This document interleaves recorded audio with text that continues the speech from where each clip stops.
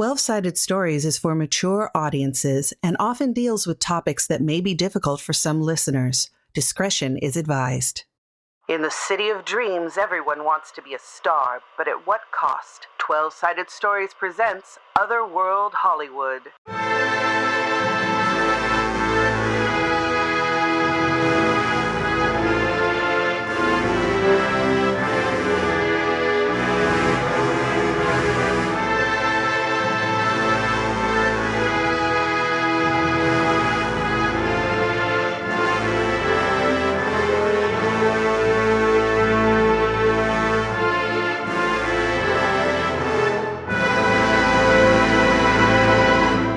Hello and welcome to Otherworld Hollywood episode number 14. I am Wes Otis and I am here with some amazing players. Let us start with Michelle. Hey, I'm Michelle, and I am here playing Belle Bellington, who, may be on the verge of a turn. Hey everybody, my name is Candace, also known as Candace the Magnificent. My pronouns are they, she, and I'm playing Ebony Belafonte, she, her. Hello, everyone. I am Sam Starr. I use she, they, and the occasional they pronouns. Tonight, I am playing Imani DeVoe, who uses she, her. Hey, y'all. I am Mac, and I am going to be playing Lenore Von Mori, also known to what friend she has as Cass Richardson, and to the general public is simply the Vamp. Howdy, y'all. I'm Lev. I use they, them pronouns, and I'm playing Roberta Robbie Serios, they, she. Enjoying the show? Then take a moment to join our Patreon, support the podcast, and get early access to episodes and bonus content. Head to 12-Sided Stories Patreon today. All right, this is a great place for a recap. Now, in episode number 13, we actually had a solo game with Sam and Imani. We did a whole thing with that, and I'll kind of touch on that a little bit, but some things happened during that particular episode that I don't want to give away for the rest of the players because suspense is fun. So we're going to actually just briefly recap episode number 12. Basically what happened was, after Robbie had this discussion with Bassett, they decided to go to the studio and include everybody except for Belle, who was in the hospital at the time. After telling everybody, Lenore was kind of like, but it's all fiction. And then Robbie had a longer discussion with Lenore. They went into the trailer and had a long discussion about what they can do, what should happen next. And then a weird thing happened where the door was thrown open. All the air was sucked out like they were in a plane. They were several hundred feet off the ground, and below them was a huge fight going on across LA. It was something that was so sudden and horrifying that Lenore was convinced that maybe some research needed to be done. So the two of them ended up at the end of the day leaving for Lenore's place to look at her book collection, her occult book collection. And Robbie passively said, oh, by the way, I'm, babysitting this cat at Penelope's place, and there's a bunch of books over there too. That was where we ended that particular storyline for those two. Then, while at the hospital, Belle had a woman come in and she threw a hand on the bed and told her, stay away from Imani, leave us alone, blah, blah, blah, and left. This freaked out Belle pretty badly. So she did what any sane person would do. She called her mobster ex-husband to come in and deal with the situation. He said, you know what, don't worry about it. I will go talk with Imani. I will handle the situation for you. She then went to the studio. She saw Imani and Evie talking with each other about what Robbie had said about this dreams that she's having, and that Imani was kind of feeling a bit like, I've heard these stories from my grandmother before about people being able to walk in dreams, and they were conversing. And Belle came in and Belle started talking with Evie a bit about the fact that all of this horrible things were happening, and she started to cry because she just didn't know what to do. And Evie kind of softened a little bit, took pity on her because she was obviously being genuine about this feeling of fear that she had. And they left to go to Evie's house. and talk some more. That left Imani at the studio. Imani started doing one of her BDSM shoots at night with Vanessa and the rest of the crew. Everything was going well until Rose started calling, constantly trying to get in touch with Imani. Vivian was like, hey, look, I want to help you out, but you've got to get your personal life in check because we can't have this going on. Imani went home. Waiting there for her once again was a cop just sitting out front of the apartment. And she looked down the way and she saw Rose in the alleyway. They went and had a discussion. I'm not going to go too far into this, but I want to go enough for Sam's sake so they know what's going on. They had a conversation. I think this was towards the end of the episode 12 where Imani was like, look, we're just having sex. That's it. We're not in a relationship.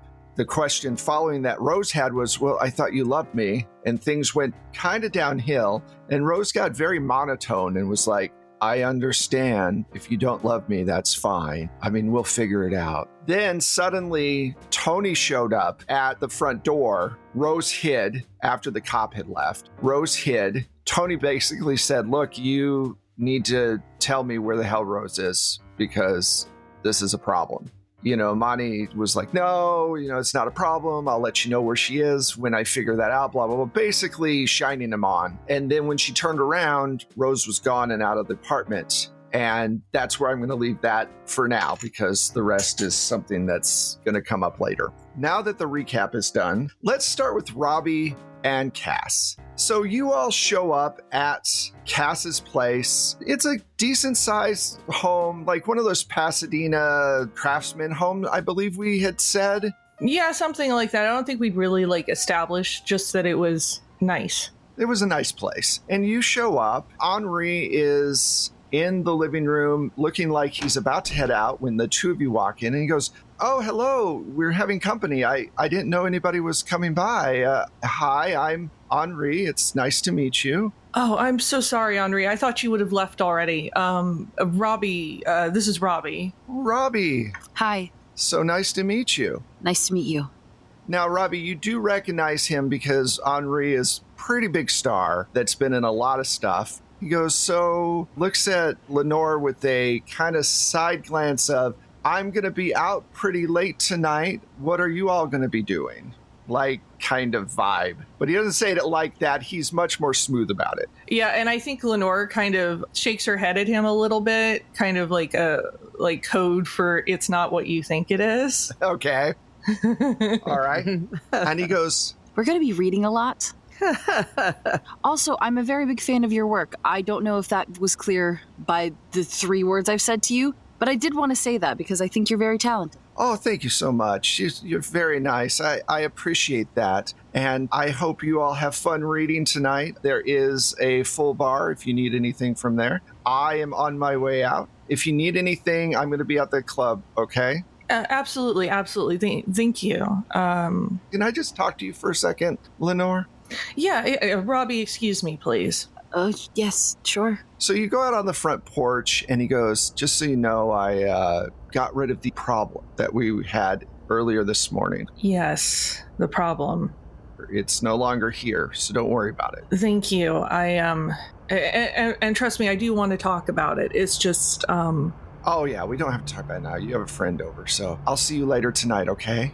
Okay. He gives you a kiss on your cheek and heads out. So you go back in. Tell me where your occult books are and what the room looks like and how you envision this. Lenora does have sort of a reading room set up, and it's where a lot of props and odds and ends from her time hosting and acting are. So it's also 1/2 library, 1/2 sort of museum sitting room where she entertains guests when they come over. There's a lot of just general literature in there, but there is a section of books that definitely looks older, and like the bindings on them are like an older make, and it's obvious that these are more legit books about the occult that she's collected over the years. All right. The two of you sit down, and I think what we'll do is let's do a library use roll, and I'm going to give you advantage on this because it's your library and you kind of know what's in here, and you're specifically looking for stuff on the Red Horseman. You get an extra tens place, and you take the one that's better. Robbie, you get the same bonus. Cool. Robbie has been kind of just like wandering the perimeter. They've untucked their shirt from where it's usually tucked into their pants, and both of their hands are clenched so tight in the front part of their shirt so they don't reach out and touch everything that's around them. Make your anxiety roll. No, just kidding. I do that every day. Yeah, I know. I think everyone does. I usually fail it. I got a 6 under my 20. Excellent. One roll was a 69 and the other roll was a 9. Nice. So you did well in both. Yeah. Yeah. I told you it wasn't that kind of visit. I don't even know what that means, honestly. I've never really experienced it, so it's news to me either way. You both are looking through these books. It's relatively late at this point. The first book you get to is the New Testament and Revelations, where they talk about the 4 horsemen of the apocalypse. Now, there is a lot of debate. In the Catholic Church, it is more about the Roman Empire and about its fall, not so much the end of the world. There's obviously a lot of metaphor as you're looking through all this. There's a lot of different angels and things going on. The main thing, though, is it basically says that at some point, God releases the 4 horsemen upon the world to bring disease, famine, war, and death. It's not necessarily a full court press. So that's the very first place you go to. And it doesn't give a lot of information about individuals. But then in other books, there's 2 theories: that the 4 horsemen of the apocalypse are angels that have a specific function within the celestial body, or they are psychopomps, which is basically they are elements of the universe. The very first one was death. The second something became living, death appeared to deal with the passing of people dying. They're basically forces, not so much angels, but forces of nature that have so much power they can take on human-like forms sometimes. So those are the gist that you're getting from the occult books. I want to kind of give you guys a little room to talk about a little bit of this. I'm going to just kind of shut up now and let Robbie and Cass talk for a little bit and kind of go through your thoughts on what I just said. And if you have questions, let me know. That is both helpful and not helpful, isn't it? Yeah. The book that said that the horsemen of death came in response to things being living makes it just seem like they're just balancing forces, right? Like, balancing forces aren't necessarily good or evil. They are just keeping equilibrium, right? So maybe they're not quote unquote evil. Maybe they're just an equilibrium force. But then I suppose if an equilibrium tries to force itself in one direction, then it becomes not an equilibrium, which becomes good or bad? That's, I suppose, but do we have to worry about the other horsemen? And if I can't say that LA is a particularly peaceful place right now where it would be balanced out by the amount of war devastation that we've been seeing in our dreams. No, I don't think this would be the greatest place for a violent kind of time. I really don't know what we do with this. I don't either, and that's bothering me. How about a drink? I could use a drink. That sounds very nice. Yes, please. What's your poison? Anything but rum. Rum makes me sad, and I don't want to be sad because this is already weird. Whiskey it is. And Lenore's going to go over and pour a couple of whiskeys and bring them back. I know that Lenore has a lot of experience with drinking, has a tolerance, let's say. Robbie, do you feel you have a tolerance? No, it's pretty low. The amount that they drink is nearly negligible. They know enough to know that rum makes them sad. That's about it. All right, because whiskey is sort of a hard liquor. Sort of. Just a little. I'm just, yeah. Did you say rum makes you sad or wine makes you sad? Rum. Rum makes Robbie sad. Rum is like my spinach if I was Popeye. Oh, no, I'm Puerto Rican. I should like rum. I'm Puerto Rican. Rum should be good for me. Caribbean. And They put it in our bottles to get us to go to sleep. we are one, and yet.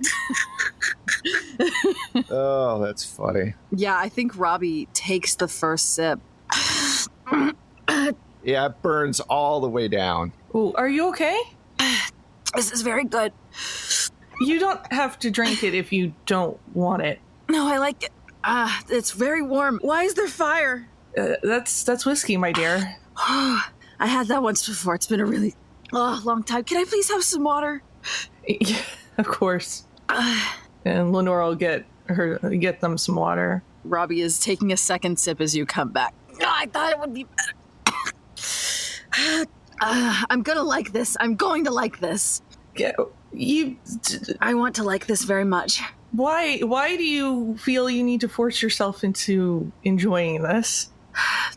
I'm not enjoying anything else I'm feeling right now, so I'm thinking that a different feeling might be better. I don't know if that's the case.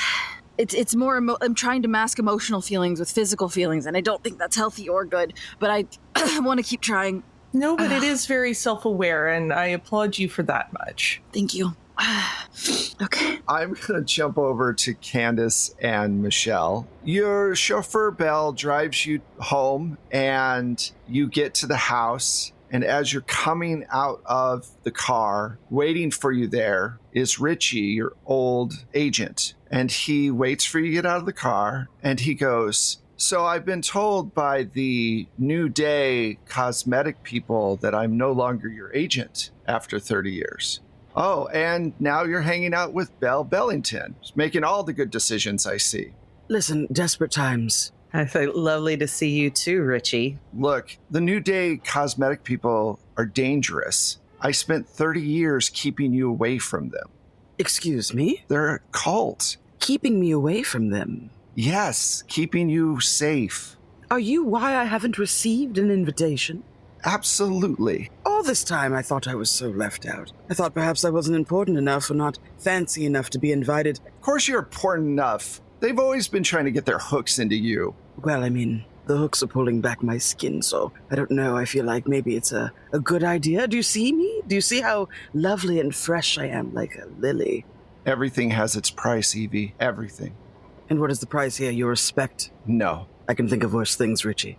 Look, I care about you. I've taken care of you for a long time. Do you know who else is in this club? Patty Wells. Patty Wells was in the club. You're right. She was in the club. You seem very serious. He shoves a newspaper in your arms and he goes, "Patty Wells was in the club." And then he walks away and gets in his car and drives off. Belle, what is the meaning of this? Someone comes and tells you off and leaves you with reading materials? That's a new one on me. What is this all about? Do you think she opens a newspaper? Now, would Belle have heard, before she opens it, would Belle have heard of New Day Cosmetics? Give me a knowledge roll. They are very secretive, so maybe not. I got a 9. Wow. Yeah, you've heard rumors. Okay. You've heard rumors about them, that they kind of have their hooks into a lot of people, that it's this, they have centers where famous people go and get, help and whatever for their career. And it doesn't really have much of an allegory with what's going on in our world, so it's hard. There's no group out there that does that in LA, so... No. Anyway, so you open up the newspaper, and on the front it says, "Patty Wells found dead in apartment." Well, I mean, I'm not surprised. She was, quite frankly, a bitch. I don't mean to speak ill of the dead, but the problems I've had with this woman for the last something years have been abominable. What does it say happened to her? Natural causes? It seems that she was attacked in her apartment. There's still ongoing investigation. There are no pictures, but it was particularly violent. Well, I don't know if that has something to do with me and the products that I'm using. The people I spoke to at the clinic seemed lovely, very nice, and like the apartments inside, the rooms, the servants, the palatial estate. I feel like, wouldn't they strive for something, I don't know, more important than visceral murder? Well, I'll tell you, Evie, just in my experience, don't put murder past anyone. It's true. If people want to hang on to something badly enough or keep something quiet badly enough, they're willing to kill for it. Well, they did say that the formula was proprietary, and she did give me just one bottle. I'm going to think on it. Back to your problem, Belle. How can I help you today? What are we doing? Where are we going? Well, I think I just need to kind of collect myself. I think I need something to focus on while I'm waiting to hear back. If I can use your phone, I have some connections. I could find out more about Patty Wells and what actually happened that they're not printing. Oh, so a girl's day. Yes, all right. Let's go inside. I'll have my people make us both a drink. I think that might clear up a little bit of the scaries we're suffering right now. I think that's definitely in order. So you go inside and your butler gets you all drinks and then says, if there's nothing else, I'll see myself out for the evening because it's pretty late at this point. Have you made sure Buttercup's had her dinner? Yes, of course. We took her for a walk too. And maybe leave some snacks just in case we're peckish. Absolutely. So gets you a little plate of snacks, and then says goodbye. Is Tony's guy still with me? He's parked out front. Okay. Just watching the place. I just give Tony a ring real quick just to let him know where I am and what the number is in case he needs to get in contact with me. All right. So when you call up Tony, there's nobody answering. Well, it's not necessarily unusual. Right. Does he have an answering service? No. Make an idea roll for me, Michelle. 49 under my 80. Jeez, bunch of smart people. One thing that does cross your mind, if you want to, is you have connections, obviously, in the news. You might be able to get more information on Patty Wells if you wanted to, but that's your call. Yeah, because I think that if I have heard of New Day and I've heard the rumors, I'm going to want to dig in a little more because that's my nature, right? All right. So you call the newsroom? Yeah. I also want to find out if Johnny's checked in yet. All right. So you get one of the many people who work down there, and they're like, "Hey, Belle, what can I do you for?" Hey, just a couple of things. One, I wanted to see, has Johnny checked in yet? Nope, hasn't been in for a while. Of course, it's the middle of the night, so. True. Yeah, he might be having a good evening somewhere. I had a question about Patty Wells. Oh, that story just broke. Yeah, I know. What's not being printed? Well, it's weird. They think it's some kind of animal attack. In an apartment? Yeah, it's like there was some kind of mountain lion in her apartment or something. She was ripped up bad. Her throat was torn out. My God. Yeah. I mean, come on. It couldn't have been a mountain lion, really. I don't think it is either, but whoever did it was a sick fuck, I'll tell you that much. Did it look jagged like an animal, or did it look like it could have been a knife? I mean, from the pictures I'm seeing, which of course we're not allowed to print, Of course. it looks pretty, I'll say the word feral, like someone was really angry. If it wasn't a mountain lion, it was definitely a person who was unhinged. Any chance I could get a peek in the apartment? Bill, I mean, the chance is there, of course, but, be taking a risk. I don't think there's anybody over there now. They've already gone through crime scene, but I wouldn't go alone. Would Johnny go with you? Well, of course I'm not going to go alone. He would if I could find him, but... I'm sure he's fine. Yeah, I worry about that kid. He's probably shacked up somewhere with some girl. He's all right. I hope so. But, yeah, I think I got someone I can get to go with me, but, I'll be careful. Yeah, it's not good, I'll tell you that. Yeah, and I'm just kind of having flashbacks to that first time I opened that hotel room door. Yeah, he goes, You want the address? Yeah, thanks. And I write it down. so he gives you the address and you hang up. Okay, and I go back to Evie and I'm like, are you okay if I tell you some gruesome details? Belle, don't be ridiculous. Obviously, I live for that kind of thing. They said it looked like an animal attack, like her throat was torn out, like by a mountain lion or something. I think Ebony immediately stares at Buttercup and then kind of shakes it off. A mountain lion. Mountain lion, yes. What is a mountain lion doing in a Californian home? She leave her door open? But I mean, it's in the city, like, I don't understand, so... And why her specifically? I feel like that's a little obtuse. I would love to go investigate. They said that they've already looked at the crime scene and probably not a lot of eyes on the place. Oh my goodness, Belle. You up for an adventure? I have to say part of me is worried that you would have done this with just as much glee had it been me attacked by said mountain lion, but at the same time, I do want to know what's going on in there and see what that girl got up to. Yes, all right, let's go. All right, let's do it.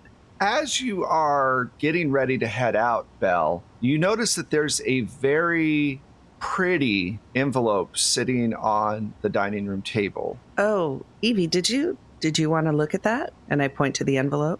Probably fan mail. I'll take a look. Give us a little boost before we go out. Evie has changed into, like, World War II style coveralls from a motion picture she did a few years ago, and she has, like, her hair up in, like, a little scarf. Not really quite like Rosie the Riveter style, because it's a relatively nice scarf, but just trying to, like, get it up off, and she's, like, trying to shove some things at Belle. She opens the envelope. Almost like a Katharine Hepburn kind of look. Yeah. Okay. 50s lesbian core, yes? Yeah, absolutely. So you open this up, and it is the invitation to the masquerade ball that is coming up for New Day Cosmetics. It has 2 tickets in it, and it says, come dressed as your favorite character. You know, it's a masquerade ball, so obviously you want to wear some kind of mask, yada, yada. And it has this symbol on the bottom of it. It looks vaguely Egyptian to you, but it also looks like a little strangely Celtic as well. Like they've mixed 2 symbols together for some reason. Unusual, but interesting. 2 tickets. Who in the world could I take to this? Well, let's go. It's fine. All right, so you head out. Now we're going to jump over to Imani. All right, Imani, you are in your bathroom. The tub is full of ice. It's been melting, so there's a lot of water in there as well. And Johnny is in the tub. He's not moving at all. He looks dead. His hand is missing, and you are by yourself. This is not good at all. I think she just freaks out for a bit, genuinely. Okay. Also, let's do a resolve check, because we actually didn't do that at the end of the last episode. So I think we definitely need to do that. Okay. Oh, yeah. That's very on point. That's a 97. Excellent. All right. So yeah, I lose my fucking mind. You take 7 points of resolve. Roll against your intelligence. The hell? Let me see. My intelligence is... Oh, yep. Rolled over that too. 84. Okay, that's actually a good thing. Okay. It basically means that you're not grasping the entire significance of everything. And sometimes that's worse, because if you realize everything going on, it's more of a hit to your... I start tripping even harder. Got it. You start tripping even harder. All right. It's up to you how you want to respond to this, but you are going to freak out. I think Imani does, after freaking out for a bit, like, I think steps out of herself, essentially, and she just calms down, leaves out of the room, and closes the door. All right, so several things flood into your brain all at once as you're going through all of this. If you call the cops, they're going to be all over you and all over Rose, and it's not going to be good. And then Tony's looking for Johnny right now as well. So you're in kind of a position of getting rid of the body, calling the cops, and just hoping it all works out, or leaving him in the tub and just walking away and hoping he stays fresh for a while. Hoping he stays fresh? Jesus fucking Christ, Wes. I genuinely... This is actually very fun for me, because I genuinely don't know what to do right now, because this is a fucked situation. Anything that she's touched, she's going to go back and wipe her fingerprints. All right, cool. So you start wiping up fingerprints and all of that and taking your time to kind of go over everything. Can you give me a luck roll? Yeah, sure, Wes. Why not? You've barely had me roll at all of this, and then just in a few short minutes, I'm rolled more than I have this whole fucking campaign. Sure. Okay, luck is 55, and I rolled a 12. Okay, cool. As you're cleaning up, you notice that the hand that hasn't been detached twitches. Oh, fuck. Once again, finish wiping my, I take the napkin, whatever I was using to wipe it up and wrap my hand in it and poke. I'm like, the fuck? Start poking it. He turns his head towards you. Oh no. That's actually Imani's reaction is, heavens no. Help me. Nope. And just leaves. Goes to call the cops. I've cleaned up the spot at this point. I didn't want to, but calling the cops. My fingerprints aren't in there. Yes, it is my apartment, but they're gonna be looking at Rose, not me. Maybe I could get the fuck out and they can lock her ass up. All right. She's scary. Yeah, definitely. She needs to be with people who can help. So you dial the cops, and within minutes, because they weren't far away, they're never far away from your apartment at this point, they show up with an ambulance. I'm going to give you one more luck roll to see if he makes it. Okay. Nope. 76. So by the time they get there, he passes. And the cop's like, tell me what happened. So I was at work, and I think Imani just literally goes through her day. She doesn't have anything to hide. She's been at work all day. She has an alibi. She came home and there was a fucking body in her bathroom. So yeah, she just runs down the entirety of her day up until finding the body and calling them.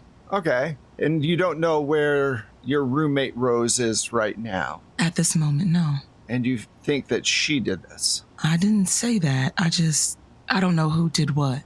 All I know is that there is a body in my bathroom right now, and I don't know how it got there. So you, a woman named Trish, and this Rose live in this apartment. You had a long day at work, home. Do you tell them that you actually spoke with Rose when you got home? No. Okay. You come home, nobody's home. You walk into your bathroom, and there's a body laying in a bunch of ice in your tub. That's what you're telling me? Yes, officer. And you don't know who would have put it there. You don't know where Rose is, and you don't know where this Trish is. I haven't seen Trish in some time. Last I knew, Rose was at work somewhere, with what she told me. What do you mean you haven't seen Trish in some time? Trish typically, I figure she's off with a fling or something somewhere, but it's not too uncommon for her to be gone for a day or two and come back. But she hasn't come back yet. Do you have a place you can go stay? This is going to be a crime scene for a little bit. I think I have a little extra saved up for a hotel for the time being, for a temporary stay. Maybe I can ask some place around my job, see if they have a place. I can stay with them or something. I don't know. Well, make sure that you leave yourself available. We're going to have some more questions for you as the investigation goes on, of course. Okay. All right, so they take down your information, everything that you say. God damn it, Rose. Making me have to involve the police. Ugh. Where do you want to go? I think I just go to a motel for the night. Okay, that makes sense. I don't really know anybody else in the city that I would feel comfortable enough to be oh, hey, my house is a murder scene. Can I sleep on your couch? That makes sense. You go to the motel, and we're going to switch back over to Robbie and Cass. Robbie, make me a Constitution roll. Absolutely. What is my con? Please don't throw up on the carpets. I will do my very best. Well, 73 over my 60. Okay. Might throw up on your carpet. No. I will do my best not to. Robbie is drunk way faster than you think they should be. Just not really there. It starts to rain outside. You actually hear a little bit of thunder start happening. The lights flicker a little bit, and she is slurring their words pretty badly at this point. Lenore, I haven't heard thunder in so long. Are you okay? You should probably stay here tonight. No, it's okay. I can walk. I want to... No. I like rain. No. Rain's good. We don't get rain very much in Texas. Yes, and it's nice when it's outside and not soaking you through. Absolutely not. I'll be inside, but I'll get inside. I walk outside, then I'll get inside. That's how walking works. The guest room is made up, and that is where you are going to stay. Easter's gonna think I'm dead. I'm sure Easter will be fine. I haven't fed him? Oh no. Cats are resourceful. They'll be fine. What if the hot cat lady comes back and I'm not there to see her, and then she thinks I don't want to talk to her, but I really want to talk to her because she had a lot of interesting things to say. Is there a spare room there? I think so. I've seen a lot of rooms. Yes, there's a room. If I can't talk you into staying here, then I will drive you back there, and I will stay there. You don't have to do that. I can walk. I have legs. It's Look not at my braces. They're so strong. They keep my legs up. That's what they're for. I'll get the car keys. Wait,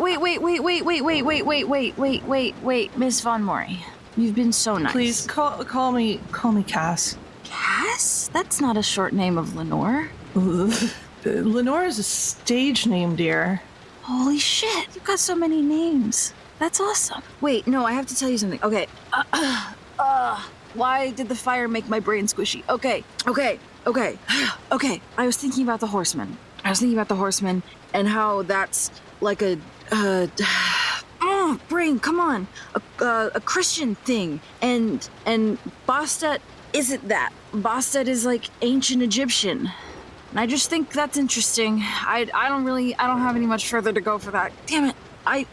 There's Put on your conflux. shoes. And Lenore's gonna start sort of like babying Robbie a little bit, like helping put on shoes and getting the jacket on, and like while this is going, trying desperately to get them ready and like leading them towards the door to get to the car. But what do I do? What do we do with that information? How do we the man in the red hat, he's a horse and a man, and no, that's not how horsemen work. Well, he's not a centaur, but, it's the same energy, except for evil. I want to have thoughts about this, and I feel them, but they're really squishy and, they're melted. Something melted my thoughts.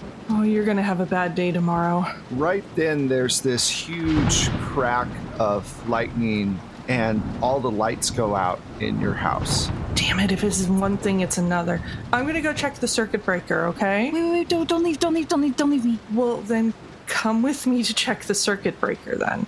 Done it. The house has been here a while. This happens during storms. It's fine. Okay. Yeah. Robbie just kind of clenches an arm or a hand around Cass's wrist, and like baby duck follows. It will be embarrassing tomorrow, but right now Robbie is clinging to the one semi-familiar thing, and that is Cass. I'm not asking for this for any particular reason. What does Lenore usually have on perfume, or how does Lenore usually smell? Usually is wearing a perfume, wearing something nice, like something floral. Maybe like an Oscar de la Renta. What does that smell like? Very much, I want to say it's magnolia forward on an Oscar de la Renta. Nice. You're walking through, and the duck that's walking behind you is smelling this nice smell, and it's dark, and suddenly there's this really loud knock on your front door as you're getting to the circuit breaker. I'm gonna just holler towards the door. Just a minute. I'm having a lot of feelings right now, and one of them is nice, and one of them is bad. Actually, a lot of them are really bad, but one of them is really nice, and I don't know how to deal with that. I'm really sorry. Let's get the lights back on. Find out who's at the door. Yeah. And then we can address all the feelings, okay? You're very nice. You smell really good. I'm trying so hard to be normal. I'm so sorry. Trust me, normal doesn't exist, darling. Oh, great. Okay, that's very comforting, actually. That actually makes me feel even more in the good way and then the bad, instead of the bad way. So thank you. You get to the circuit breaker, and all the circuits seem to be normal. None of them have flipped off. Now, I do have a background in electrical repair. Is there anything else that I can do to work with the switches? Sure, give me a roll. Okay. Yeah, because... Can I assist in any way? Just don't barf on me. Cool. That'll be help enough. I got a 34 under my 60. Okay, so make a mark. So you pull out a little flashlight. You have a small screwdriver and you're taking a look at stuff and you're kind of looking around and it should be working. It makes no sense at all. And then suddenly 4 more knocks on the front. You can hear them reverberate throughout the house. Could it be like those things that are on the power lines, the little boxes? Did the box on the power line go away? No, something, I don't know what this is, and I should know what it is, and that upsets me. Henri would knock. Who would be here at this hour? Would it be someone from the studio coming to check on you? Why, though? Rain, thunder. The studio doesn't care if there's rain and thunder, so long as you do what you're supposed to do. Why don't you stay here? I don't want to be alone, please. I'll be really quiet. I won't say anything. Okay. And I'm gonna go back upstairs and look out the little peephole thing. Or actually, I feel like she would have one of those little mini door hinge things that's, Right, with the little bars. Yeah, exactly, to look out at whoever has shown up. When you look out, there's a very tall, very pale-looking man in rags, and his face is gaunt, and his eyes are tinged yellow, and he says, "Are you Cass?" No, I'm not. I believe you have the wrong house. Oh, I do I? So you're not in there with Robbie right now? I'm sorry, who are you? I'm Death. And that's where we're going to stop this episode. No! Why, Wes, I need to know. you are terrible. Terrible. Rude. Terrible. I give Michelle full license and support from me in annihilating you on the regular basis. The beatings will continue until the hard stops end. Yucky.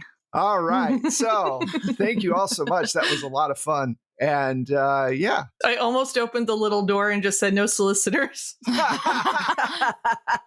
We're here to talk to you about your car's extended warranty.